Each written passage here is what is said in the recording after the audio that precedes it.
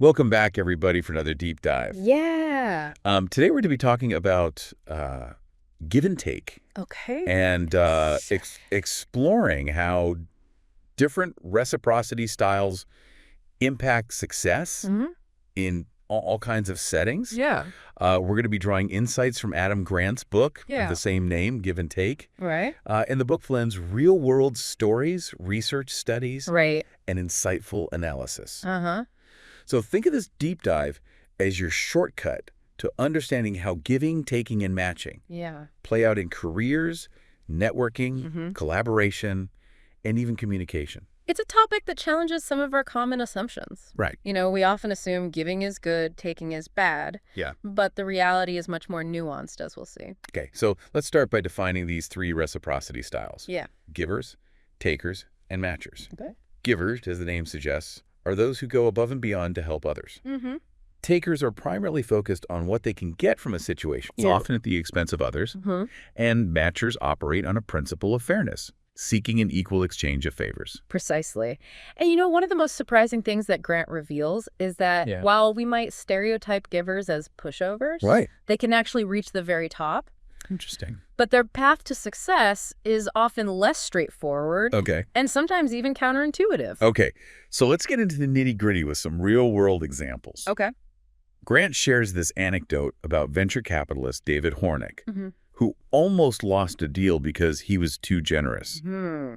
His kindness made the entrepreneur doubt his ability to be tough in the boardroom.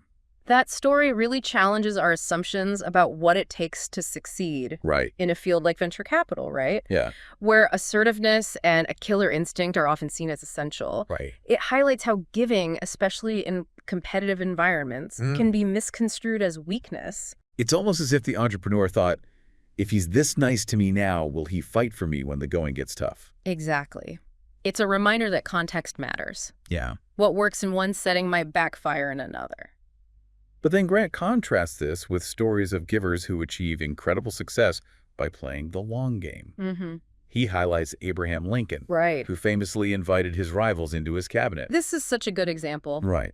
Lincoln exemplifies how consistent long-term giving builds trust and loyalty, even among those who might initially be skeptical. Yeah. Imagine the humility it takes to surround yourself with people who might disagree with you or even undermine you. It demonstrates a commitment to the greater good over personal ego. I'm already thinking about times in my own life where choosing to be generous, even when it felt risky or inconvenient, ended up benefiting me in the long run. That's the power of these deep dives, They're not just about absorbing information. They're about connecting it to your own experiences and seeing how these principles play out in your own world. All right, now let's flip the script and delve into the dark side Okay. with the example of Ken Lay, the former CEO of Enron, who embodies the taker style. Mm-hmm.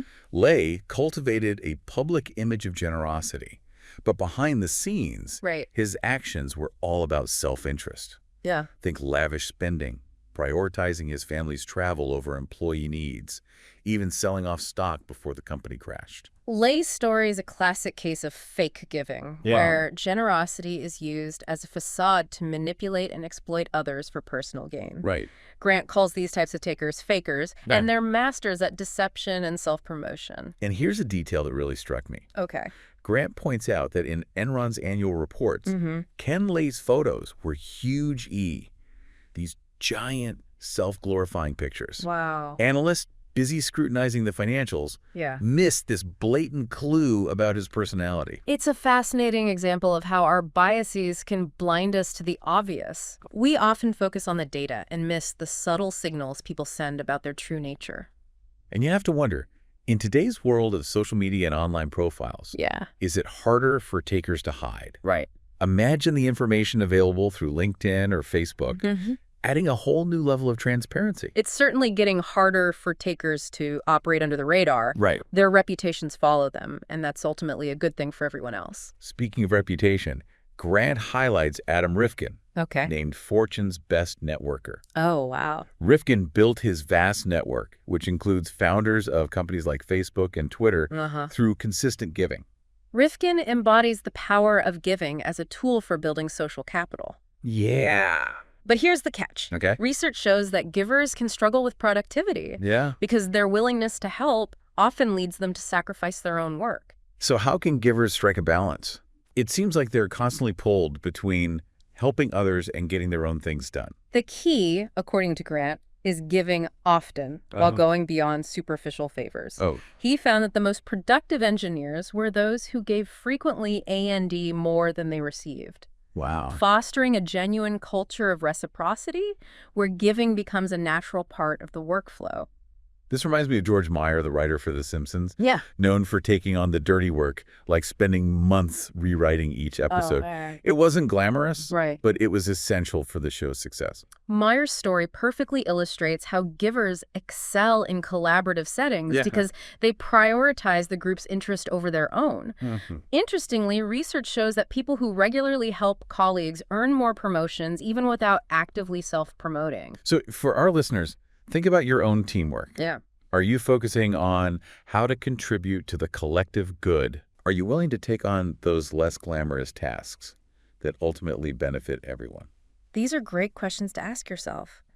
It's about shifting from what's in it for me to how can we succeed together? Right. This shift is crucial for any collaborative effort, not just within teams. Now, let's dive into this surprising connection between giving and communication styles. Okay.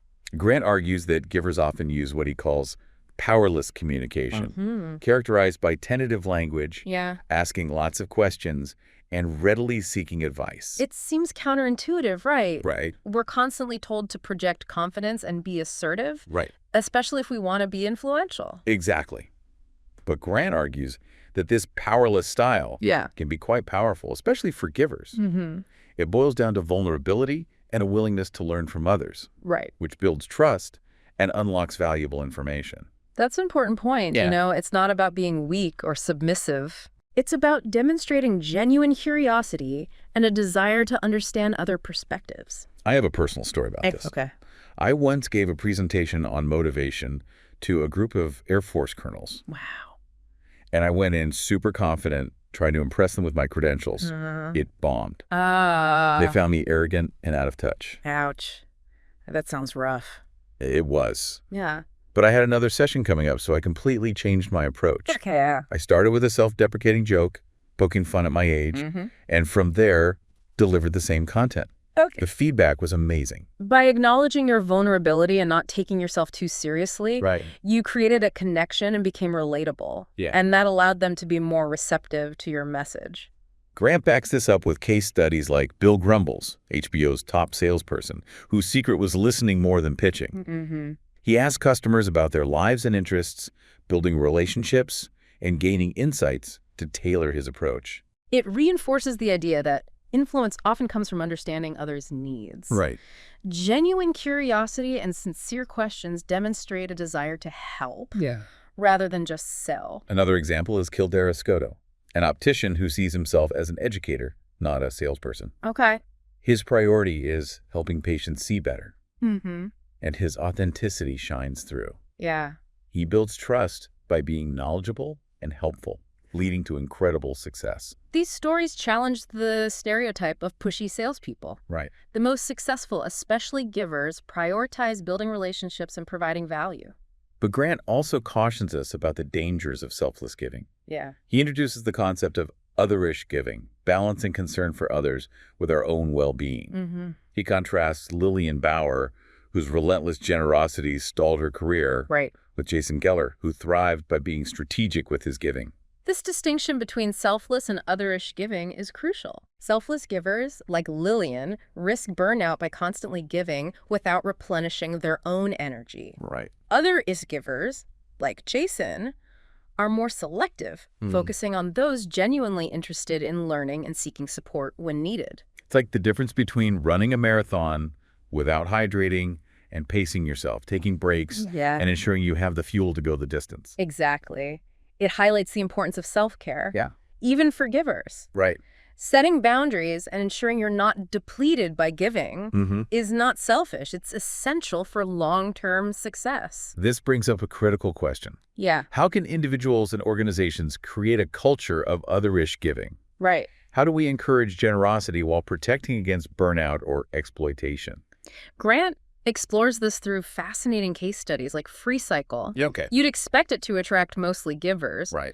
but it draws takers too. Interesting. Making giving public encourages takers to contribute because Got they it. know they'll get something in return, fostering a sense of common identity and shared contribution. So even takers want to appear generous in the right context. Right.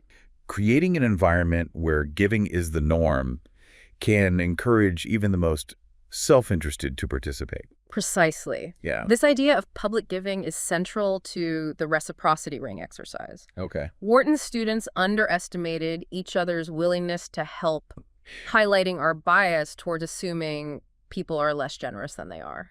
It seems we underestimate the power of reciprocity. Mm. The idea that giving freely increases the likelihood of receiving in return. And this leads to the debate about altruism. Yeah. Is true selflessness possible? Right. Grant suggests that most giving is driven by a mix of motives, helping others and ourselves. So it's not an either proposition. Right. We can be both generous and strategic in our giving, benefiting others while acknowledging our own needs. Yeah. That balance is key to a sustainable culture of giving.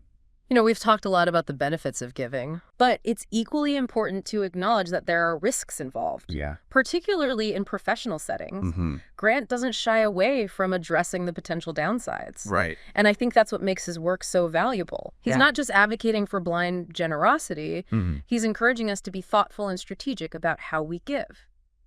So let's talk about those risks.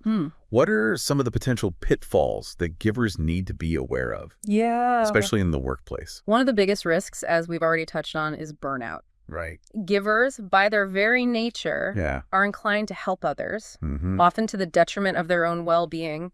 Well. They can end up feeling overwhelmed, Uh-huh. exhausted, and resentful, especially if their generosity is not reciprocated. It's almost like they give so much of themselves that they have nothing left for their own goals and priorities. Exactly. And this is where the concept of otherish giving becomes so important. Okay. It's about finding that balance between generosity and self-care. Yeah. Between helping others and making sure your own needs are met. So how can givers protect themselves from burnout? What are some practical strategies they can use to make sure they're not overextending themselves? Grant offers several suggestions. One is to set clear boundaries. Okay. This means learning to say no to requests that would drain your time or energy, Right. or that don't align with your values or goals. Yeah. It also means delegating tasks when possible Mm-hmm. and not feeling like you have to be the one to solve everyone's problems. That makes sense. But saying no can be really hard, Right. especially for people who are naturally inclined to help others. Yeah, Do you have any tips for making that process a little easier? absolutely. One technique Grant recommends is to reframe the way you think about saying no. Yeah. Instead of viewing it as a rejection, Right. see it as a way of protecting your time and energy so that you can be more effective in your giving. It's like saying no to one thing so that you can say yes to something else that's more important. Exactly. Another strategy is to be transparent about your limitations. Okay. Let people know that you're happy to help, Yeah. but that you also have other commitments and responsibilities. Mm-hmm. This sets realistic expectations and prevents people from feeling let down or resentful Right. if you can't always drop everything to assist them. These are great tips. Yeah. But burnout isn't the only risk givers face, right? Right. What are some other potential downsides they need to be aware of? Another risk is being taken advantage of. Takers, as we've discussed, Yeah. are always looking for ways to exploit others for their own benefit. Mm. They can be very charming and persuasive, Yeah. making it difficult to distinguish genuine requests for help Right. from attempts to manipulate or exploit. It's like they have a radar for givers. Yeah. Sensing their willingness to help and then using that to their advantage. Exactly. And this is where the concept of generous tit for tat comes into play. Okay. It's about being willing to cooperate and be generous, but also being prepared to adjust your approach if someone consistently tries to take advantage of you. So it's about striking that balance between trust and vigilance. Precisely. It's about being open to helping others, Yeah. but also being aware of the potential for exploitation and taking steps to protect yourself. Okay, so we've talked about the risks of burnout and exploitation. Mm-hmm.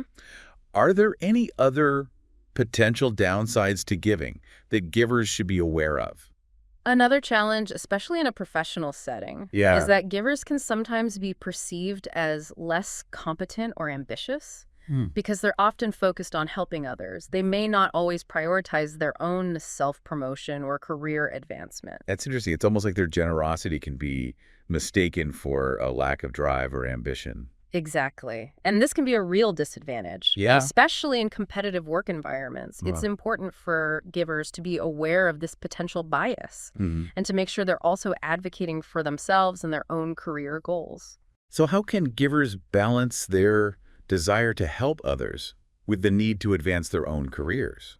One strategy is to be strategic about their giving. Okay. This means choosing to help in ways that align with their professional goals Uh-huh. and that allow them to showcase their skills and expertise. Right. It's also important to build relationships with mentors and sponsors who can advocate for them and help them navigate the often complex dynamics of organizational politics. So it's about being intentional and thoughtful about how and where they direct their energy. Exactly. Giving, when done right, Mm-hmm. can be a powerful tool for both personal and professional growth. Yeah. But it's important to be aware of the potential downsides Right. and to develop strategies for mitigating those risks. This has been an incredibly insightful conversation. Yeah. We've covered so much ground, from the different reciprocity styles to the benefits and risks of giving. It's a fascinating topic. But before we wrap things up, I want to circle back to something you mentioned earlier. Yeah. The idea of creating a culture of giving.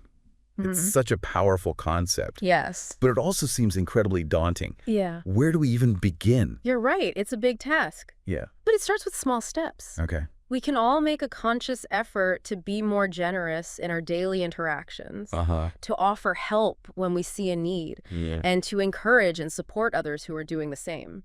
It's about creating a ripple effect of kindness and generosity that spreads outward from our individual actions. Exactly. And as more people embrace this mindset, Right. we can start to shift the culture from one of competition and scarcity Yeah. to one of collaboration and abundance. That's a beautiful vision, Yeah, and I think it's a perfect note to end on. I agree. So to our listeners, I encourage you to take what you've learned from this deep dive and apply it to your own lives. Yes. Be mindful of your own reciprocity style. Be strategic about your giving. And most importantly, never underestimate the power of small acts of kindness to make a big difference in the world. Couldn't agree more. And if you're interested in exploring this topic further, I highly recommend checking out Adam Grant's book, Give and Take. It's a fantastic read. It's packed with fascinating insights, real-world examples, and practical advice that will help you become a more effective and fulfilled giver. Absolutely. Thanks for joining us on this deep dive into the world of giving and taking. It's been a pleasure. We'll see you next time.